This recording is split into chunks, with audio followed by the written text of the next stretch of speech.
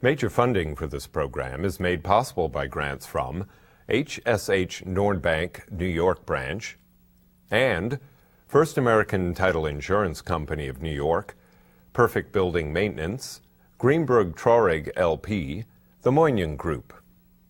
Additional funding for this program is made possible by grants from Antares Real Estate, Arbor Realty Trust, C.B. Richard Ellis, Cushman Wakefield, Fremont Investment and Loan, Massey Knackle Realty Services, Muss Development LLC, Rosenthal and Rosenthal Inc., Signature Bank, Stonehenge Partners, Swig Equities, the Engel Berman Group, the Wickoff Group, Titan Capital, YL Real Estate Developers.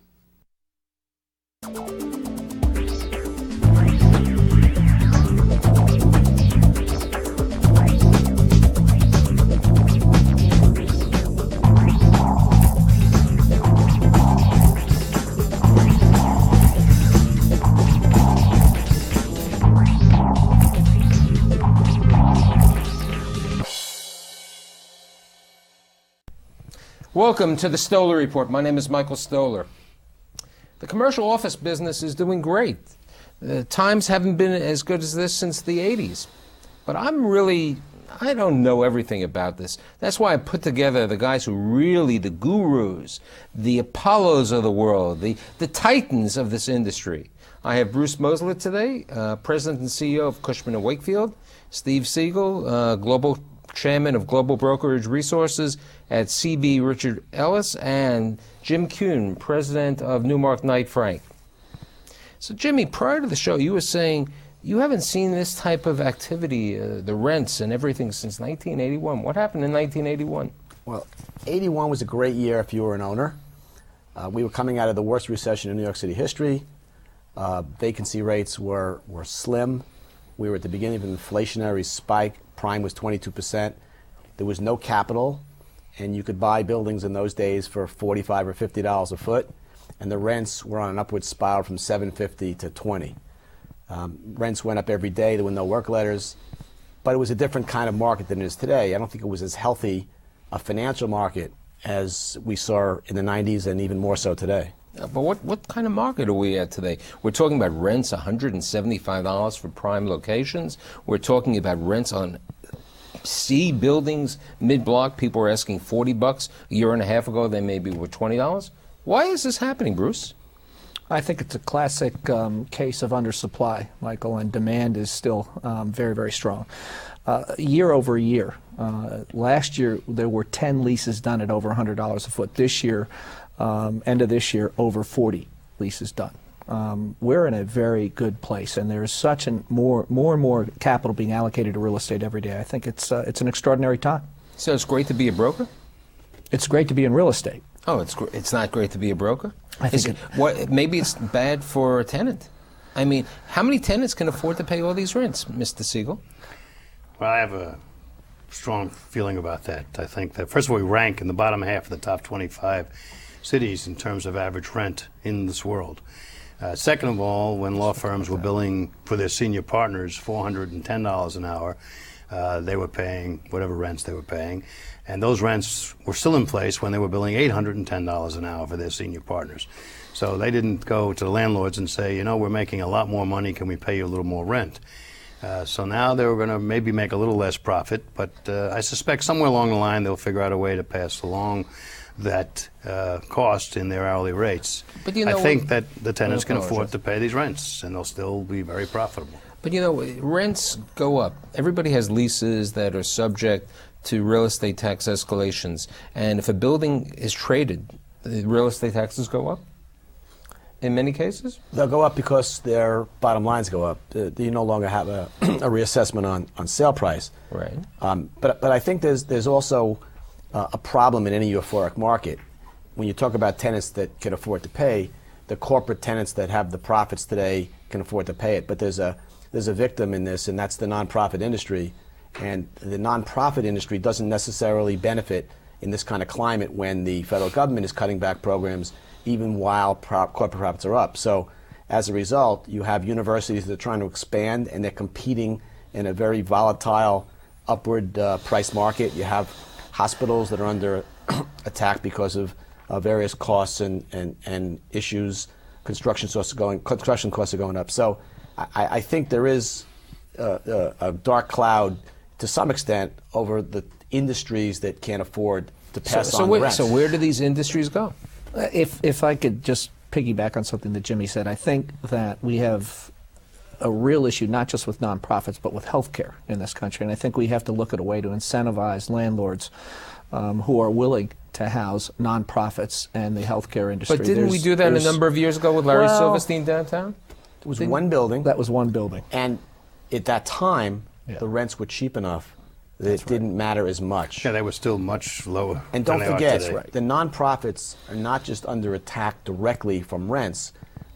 Issues like the 421 law, where hospitals that have owned land for a long time that were going to sell it off to fund shortfalls and expansion are now going to be getting 25 or 30% less from those. So there's a number of factors, even in a great market, that impact the bottom tier of the market that can't afford to carry the freight. And I think hospitals are facing a bit of a catch-22 because in order to qualify for certain federal grants, some of them are concerned about being willing to sell off assets that they have or monetize assets that they have because of their ability to qualify. So there's an issue out there in healthcare that I think we have to look at in a much broader brush. And if I could just say something else about what Steve said earlier, important to point out that while rents have risen as an overall percentage today, rent in terms of real estate cost and leasing costs is coming down for most corporations as a percentage of their overall costs. So, while rents are rising, most corporations are doing very well. And so are the prices of buildings. I mean, last year, how many buildings traded for over $1,000 a square foot?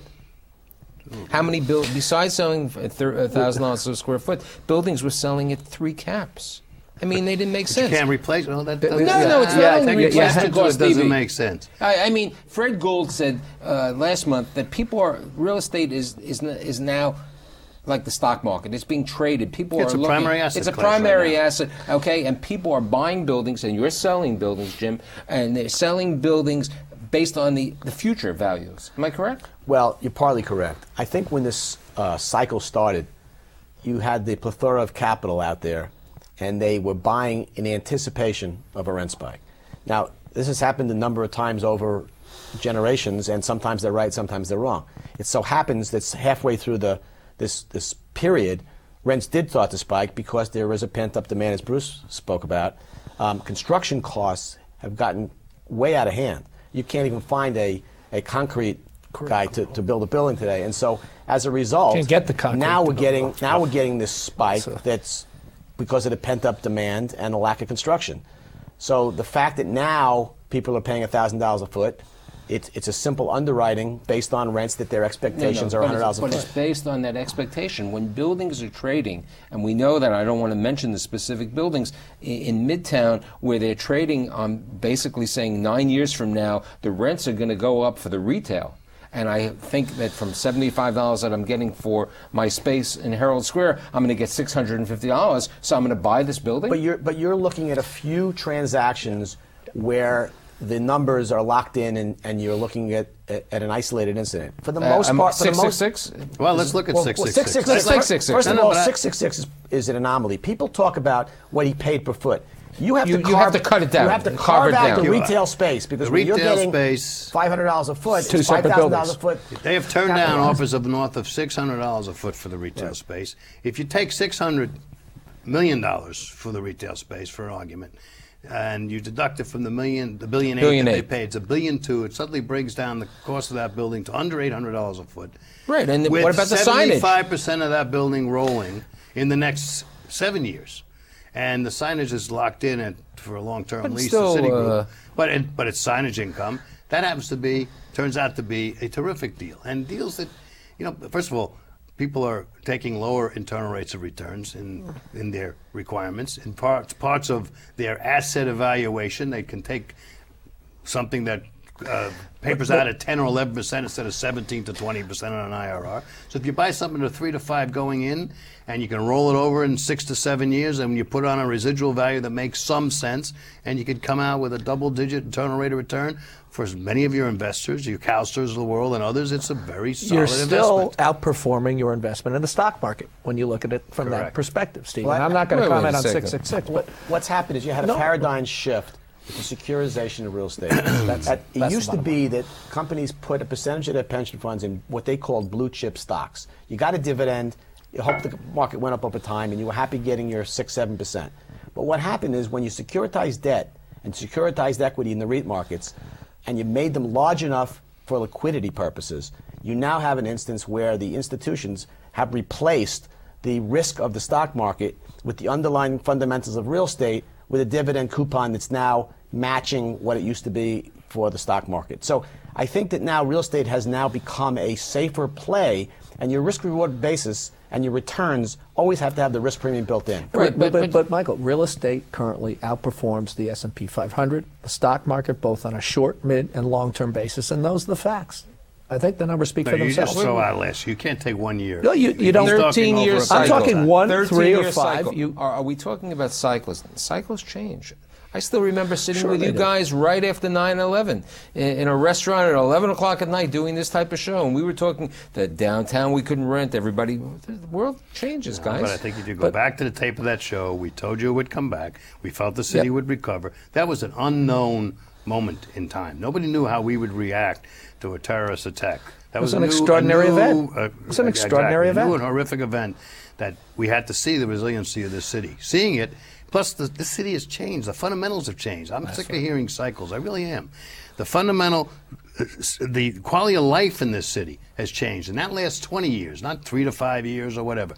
Your ratios of supply to demand have changed. You can't deliver more than 40 or 50 million feet if you build every site in the city of New York that's left. You know, we're talking too much about Manhattan. There are other boroughs. Wow. Prior to the show, we were talking about Long Island City. Sure.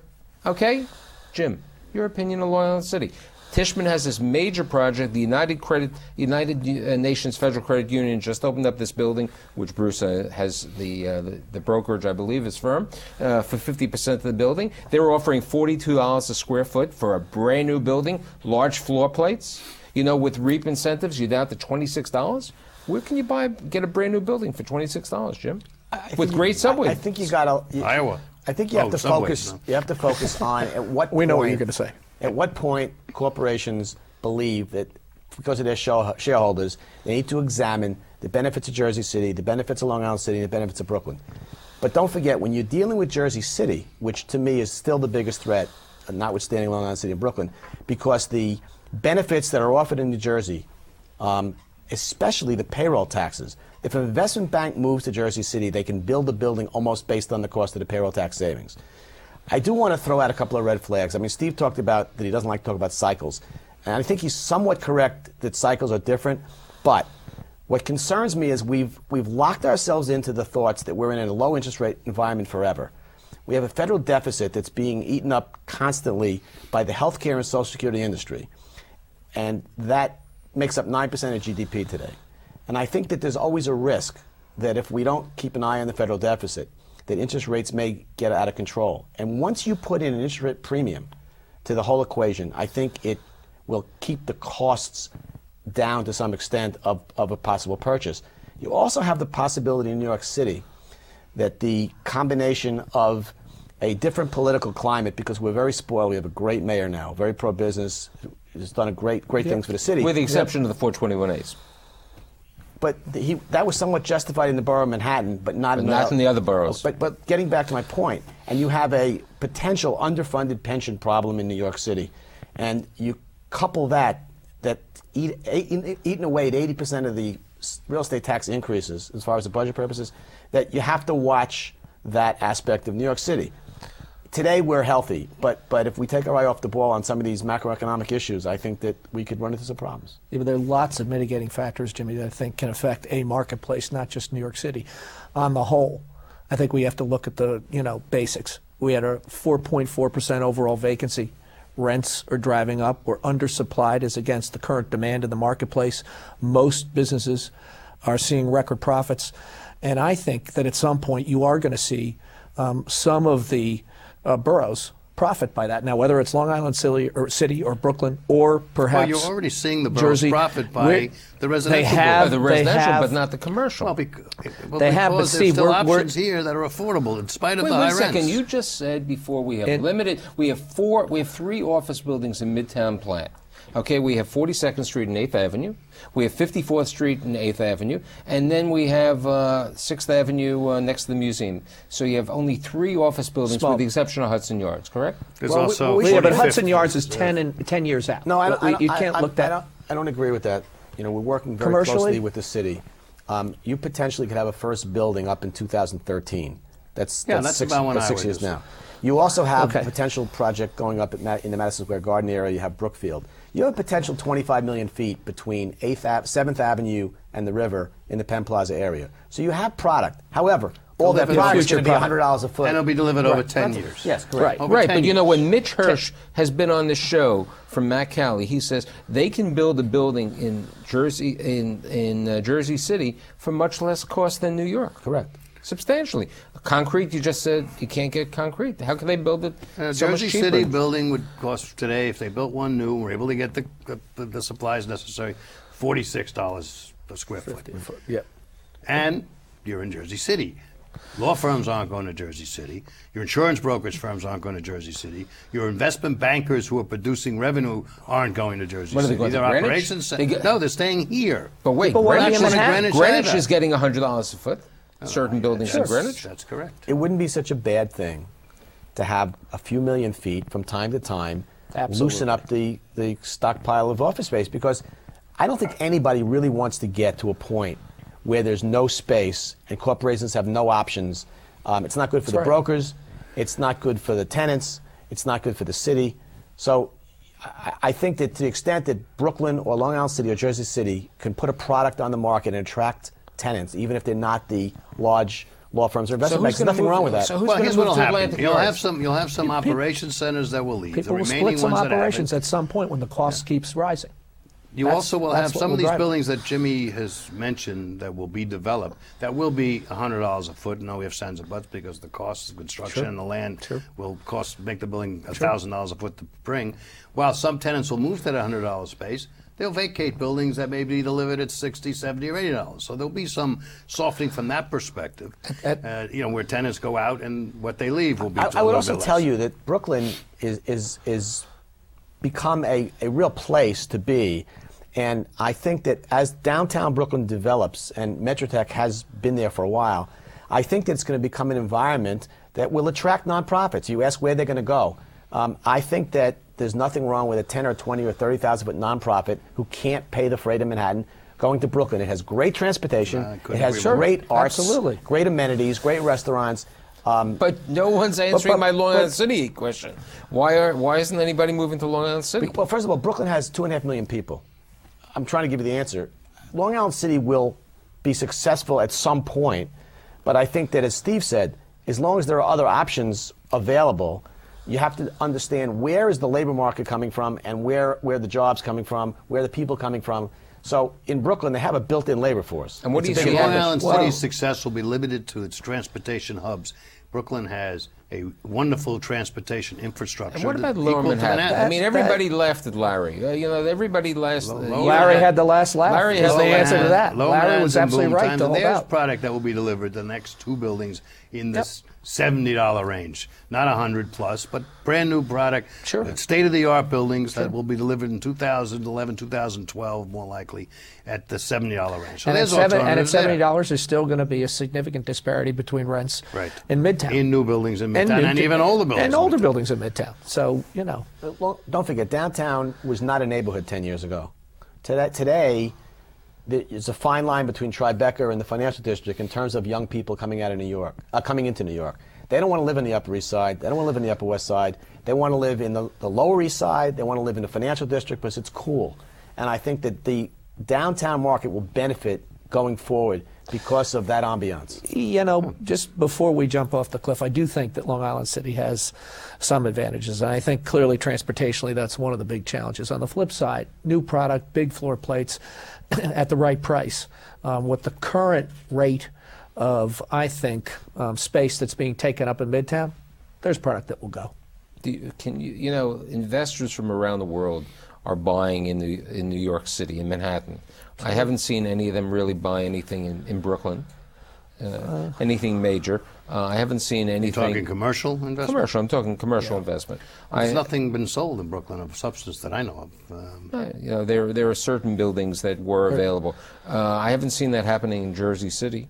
I haven't seen any of the foreign investors. The truth of the matter is, Michael, you haven't really seen the foreign investors be major players in Manhattan and office buildings either. Other than Ishmatar, that has representation a long time to get on, that right. on the floor in New York that can help them make decisions.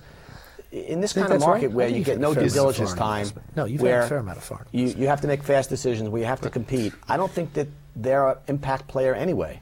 I think that the funds today and the REITs, which is not foreign capital, is what's setting the price levels in New York. So I just don't think that. I think you've seen some significant foreign investment, though. I mean, Jamestown over has really left New York. Well, but that didn't preclude that they made a lot of investments. They made a lot of money. No, but you've had others. Paramount's been an investor here for a while. But you don't have Paramount as a foreign investor, do you? They've been here for so long. I've been here for many years. But it's foreign capital that comes over. It's not there. They're not reinvesting their capital here. It's definitely foreign capital. Henry Chang and Hudson Waterfront, what, 1290? But the point is that you have to have headquarters here. You have they to kept it in New York. They didn't have to. That's a given. They also bought it in San Francisco. Yes, they did. Bank of So America. I mean, they're. No, but I think year over year, foreign investment has grown in Manhattan. Oh, I grown. think as an overall percentage, you're right, Jim. That still there are the significant players. So we're in February. Are, and where do you see 2007 rents going up? I see just them no going question. up again, not as rapidly as they did in 2006, because we're dealing from a higher base. But I see them going up. I've seen underwritings in buildings that have been acquired, I'm sure Jim and Bruce have, that show them going up 7% this year. And 7% for the next several years before they dip a little bit to 5%. But they see them growing. And what about tenants? consistently. I mean, tenants were getting 6-month rent now. What are they going to get? 3 months? Are they going to? What type of concessions are they going to get? Concessions are going down. We're down. Concessions. Hey, the first third or to half of Seven World Trade was rents in the 40s with $7 packages of incentives, special incentives.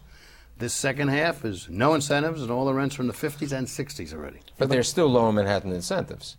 The $7 incentive is gone, but there's still whatever incentives. everyone Little gets. bit, yeah. It's nothing relevant or relative to 7 only. Going back to when you asked before where people are going, you have a whole section of the city which is in the former what we called the Garment Center, which now is becoming more and more traditional office. And there are many buildings there that are starting to convert to more first-class buildings. Right. And you can do deals there in the high 40s, low 50s, moving up towards Penn Plaza. But isn't that the situation I wrote a couple of weeks ago about Herald Square having the same situation? It's not, not the Garment Center, but a lot of the area around Herald Square. The rents are going up. They're going up, but they're still reasonably priced. But they're still reasonable, in fact, extremely reasonable compared to top rents in the Midtown marketplace. And they have all the amenities you could ask for. They have transportation. They have all the amenities that you need, food, services, et cetera, for people. And they will be highly desirable. I think we lose sight of, because we're in Manhattan, we see the rents going up. We've broken 100, we've broken 125, 50, you've broken 175. And we lose perspective, because when you look at us on a global scale, we're still an inexpensive city for most corporations to do business, even at the high end. But not everybody's a hedge fund, not everybody's a law firm. No, but I mean, they're the service. I mean, Jimmy brought out the fact that the not-for-profits, they have to go. It's not only non-profits. By the way, a number of the not-for-profits had the foresight. Small accounting firms. The 25-man accounting firm can't afford this. I think you're wrong, because the small 25-man accounting firm can find a block of space, whether it's the Herald Square area, whether it's the old former Garment Center, now turned office, or somewhere between 38th and 40th as opposed to 44th to 57th. They will find space that's affordable. Michael, think about this. You have a firm that, whether they're in accounting or they're in the Garment Center, 10 years ago, they were selling an item for $10, and today they're selling it for $20. So why should their rent stay the same? So I think what we're saying... Their fees have plus gone up. their building Your hours point are- is, Jimmy, their fees have gone up, relatively speaking. Other than Yeah, the it's my law firm nonprofits, every firm has the opportunity to raise their price levels because we have capitalism and democracy. And so as a result, the rents go up, and they're directly related to the business climate. If the business climate wasn't good, we couldn't raise rents. So the smaller So firms we're- are just going to and by have the to way, change their views on where they want to be. I'll Michael, bring it just closer to home. All please. firms have to move, or have it. His is more immediate. We're coming up in the not too We have distant plenty of future. time. Yeah, what, a week? I'm ready to help. we anytime. renewed a year and a Years. half ago, thank No, God. but the point I'm making is we're going to face a big increase. Sure. But we also have had rents go from $32 to an average of $70, and transactions on the investment side that went from $400 a foot to $800 a foot to $1,000 a foot. So the stars so are our aligned revenue for, has increased the too. stars so are aligned for a wonderful 2007. I believe so. And Absolutely. 8 possibly. And what about Westchester? We didn't touch on Westchester. White Plains. Westchester Someone said to me is 10 gonna be the years ago beneficiary. the rents. Absolutely benefiting from New York's explosive market. And so will Connecticut. And so is They Stanford will be beginning the to. beneficiary. Why hasn't Stanford?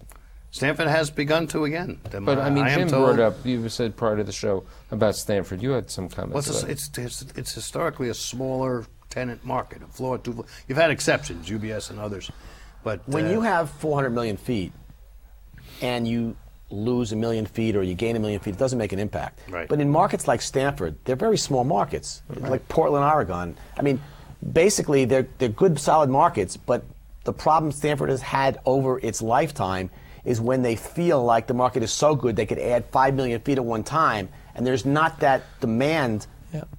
But that's what happened in White Plains. No, but But you in lose White that. Plains, But- it was 20 years that they haven't put up a new building. Well, no. So finally, the rents are going up there. No, truthfully, I'm a big believer in what's going to happen in Stanford and Connecticut. For one thing, I think things happen sequentially in this region. So as goes Midtown, so goes downtown, so goes Westchester, Connecticut, and New Jersey. In the end analysis, we're in a very, very good place and in a strong environment. And I think you will see rents begin to move again in the Stanford region in particular. So to conclude, we're in 2007 looking at the 3 top guys in the city. You really feel it's going to be a great time for the commercial office market? Well, I certainly go out 1 or 2 years, no question. absolutely yes. You got to believe it. I would like to thank Bruce Mosler, Thanks for having me. President and CEO of Cushman Wakefield, Steve Siegel. You added 5 things to my No, I know.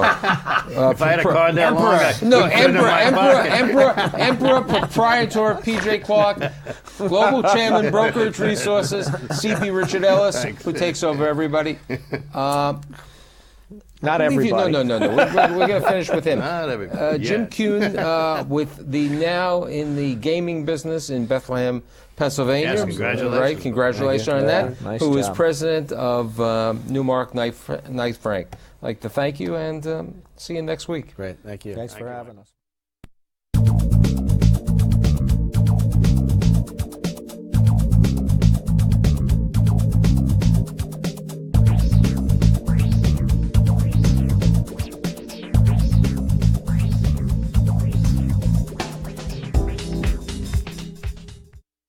Major funding for this program is made possible by grants from HSH Nordbank New York branch and First American Title Insurance Company of New York, Perfect Building Maintenance, Greenberg Traurig LP, the Moynihan Group.